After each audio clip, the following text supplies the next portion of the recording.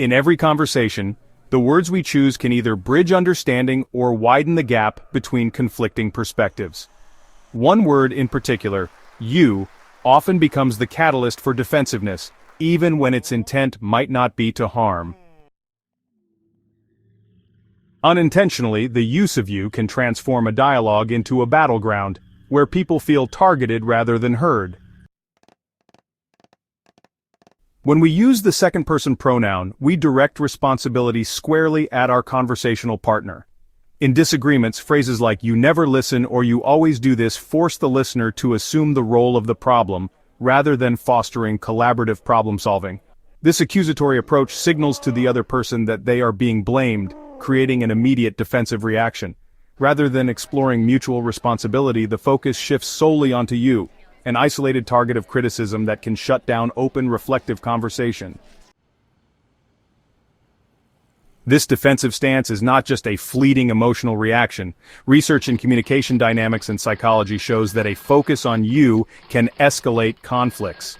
When one party feels unfairly singled out, their natural response is to protect their self-identity, often by counterattacking or withdrawing. This reaction quickly spirals into a cycle of blame and defensiveness, where every statement becomes a trigger. Instead of allowing room for vulnerability and mutual understanding, the dialogue transforms into a verbal tug-of-war, a cycle that rarely leads to resolution or growth.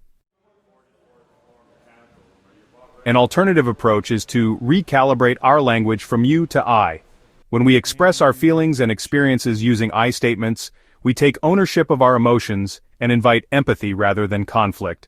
For instance, saying "I feel unheard" when interruptions occur centers the discussion on your experience rather than accusing a partner of intentional wrongdoing. This subtle shift in language nudges the conversation from blame to sharing, opening up space for negotiation and mutual respect. It transforms the conversation into a constructive dialogue where both parties can feel validated and understood. Consciously reducing the use of you in conversations, especially heated ones, requires reflection and practice. The underlying issue is that the pronoun you creates an environment of isolation and confrontation. By focusing instead on shared experiences and mutual feelings, we acknowledge that conflict is seldom one-sided. Our words are more than mere vehicles for information. They shape our perceptions, influence our emotional responses, and dictate the quality of our interactions. Linguistic choices can provoke ingrained patterns of thought, such as defensiveness and blame, which are hard to dismantle in moments of tension. Reflecting on how the simple act of saying you might inadvertently spark a defensive response reminds us that communication is an art, a delicate balance between honesty and sensitivity. By carefully choosing our words, we not only express our truth but also honor the inherent dignity of our conversation partners. The title, "You, the Problem," is a stark reminder that when we focus solely on the other person through our use of language, we risk shutting down constructive dialogue. By shifting from accusatory you statements to more inclusive I statements, we embrace a style of communication that fosters empathy, shared responsibility, and ultimately, connection. In every interaction, mindful language can bridge differences rather than deepen divides, joining hearts and minds in the quest for genuine understanding.